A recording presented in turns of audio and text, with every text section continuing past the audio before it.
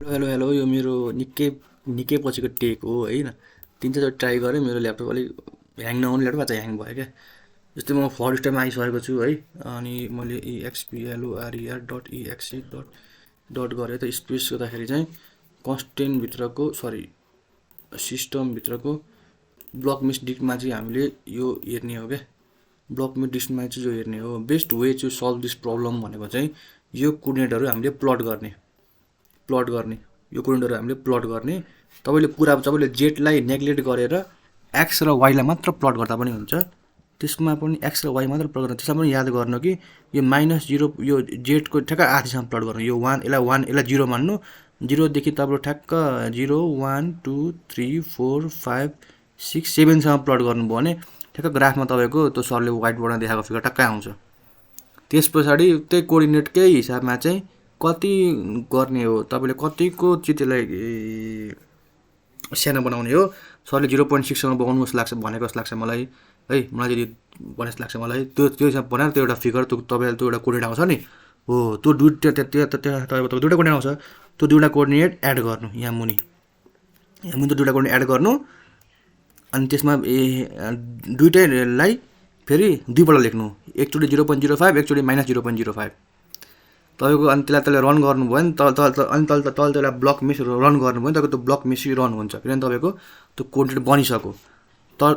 Sorry हुँदैन है त, कोर्डिनेट चाहिँ बनिसक्यो। तपाईँले त्यो आफ्नो ग्राफमा कुरा पनि गर्न सक्नुहुन्छ, अथवा कुनै प्लटिङबाट पनि तपाईँले प्लट गर्न सक्नुहुन्छ। त्यसबाट तपाईँले हेक्समा यो डिफाइन गर्नुपर्छ। सबैले यो हेर्नुभयो भने चाहिँ यो फर्स्ट कोर्डिनेट भनेको यो 0 हो, सेकेन्ड भनेको यो 1 हो, थर्ड भनेको यो 3 हो। जब तपाईँले त्यो ग्राफमा त्यो प्लट गर्नुहुन्छ नि, त्यो ग्राफमा प्लट गर्नुहुन्छ नि, त्यो बेला तपाईँले त्यो नम्बरिङ चाहिँ यही अनुसारले गर्नु। तपाईँले त्यो ग्राफमा प्लट गर्दाखेरि चाहिँ नम्बरिङ गरौँ, ठ्याक्क तपाईँले यो एक्स भनेको ट्याक्कै बुझ्नुहुन्छ। यो 48 16 1 भनेको चाहिँ एक्सतिर 42वटा मिस, वाइतिर 16वटा मिस, जेडमा एउटा मिस भनेको हो क्या। ठ्याक्क जेड -0.05 0.05 छ नि त, जो चाहिँ एउटा इलिमेन्ट भनेको हो क्या। एउटा इलिमेन्ट, अब मेरो क्यामेरा अन छैन, मलाई देखाइरहेको थियो, एउटा इलिमेन्ट भनेको हो क्या। सिमिलरली तपाईँले यो एक्स पनि तपाईँले जुन त्यो तपाईँ ग्राफमा तपाईँ कोर हुन्छ त्यसलाई थाहा पाइहाल्नुहुन्छ। यो फर्स्ट 0 1 2 3 2 चाहिँ यो चाहिँ -0.05 वाला हो क्या।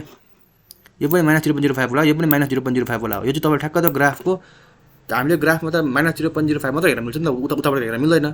ठ्याक्क यो बनिहाल्छ। अनि तपाईँले त्यही अन्दाजमा चाहिँ 8 9 11 10 चाहिँ 0 1 3 2को ठ्याक्क प्यारल हुन्छ। जस्तै 1को यसमा 0को प्यारल 8 हुन्छ, 1को प्यारल 9 हुन्छ, 3को प्यारल 11 हुन्छ र 8को प्यारल 10 हुन्छ क्या। ठ्याक्क त्यसरी ब्लक 3टा ब्लक बन्छ नि त हो। अनि त्यसपछि तपाईँलाई आइडिया भइहाल्छ क्या यो नेक्स्ट हेक्स चाहिँ कुन हुन्छ, किनभने हामीले अब त हामीले एउटा हेक्स एड गर्नुपर्छ।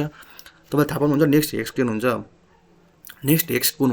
तपाईँले हेक्स मात्र डिफाइन गर्नु। तपाईँ यतापट्टि चाहिँ त्यो मेस चाहिँ तपाईँले जति पनि राख्न पाउनुहुन्छ, त्यो खासै फरक पर्दैन।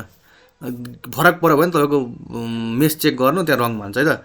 त्यसपछि हामीले चेन्ज पर्ने कुराहरू चाहिँ कहाँ चेन्ज हुन्छ भन्दाखेरि तपाईँले हाम्रो इनलेटमा खासै चेन्ज हुँदैन, आउटलेटमा चेन्ज हुनसक्छ है त।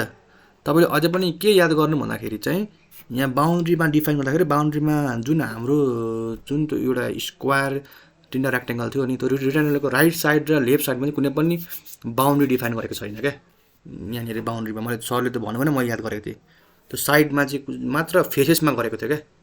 त्यो साइडमा चाहिँ हामीले चाहिँ वाल्स भनेर बुझ्छौँ नि हो, यहाँ वाल्स कुनै पनि बााउन्ड्री डिफाइन गरेको छैन। यहाँ डिफाइन गरेको छैन भने हामीले पनि बााउन्ड्री डिफाइन गर्नु पर्दैन।